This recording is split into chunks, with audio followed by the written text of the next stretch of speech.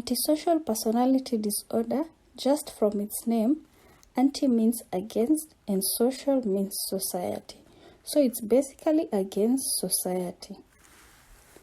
Antisocial personality disorder is also known as sociopathy, and the people involved are termed as sociopaths.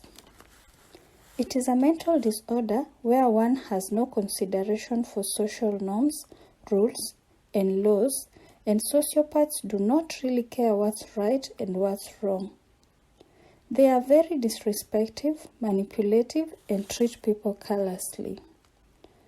About 2% of the world population suffer from antisocial personality disorder.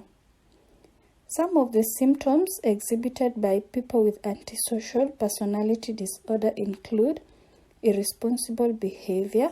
They are very charming and manipulative. They can't distinguish right from wrong. They enjoy lying and constantly being dishonest. They are mostly involved in violence and vandalism. They have poor decision making and unnecessary risk taking, poor and abusive relationships, and they have lack of empathy.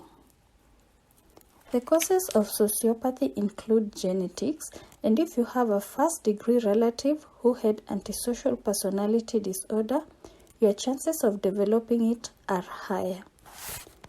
Trauma due to neglect and abuse in childhood has also been implicated in sociopathy. When it comes to gender, men are 6 times more likely to develop sociopathy than women.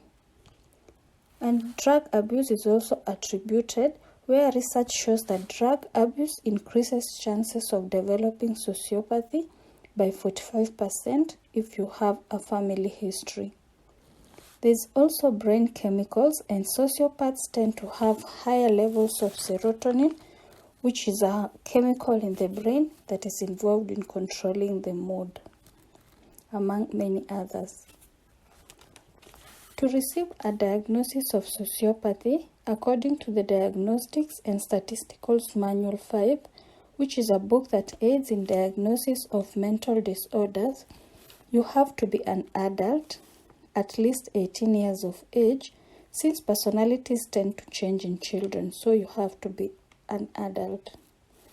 You also have to show the symptoms of total disregard to the law, impulsive behavior, acting irresponsibly, no remorse or empathy, and lying and being manipulative.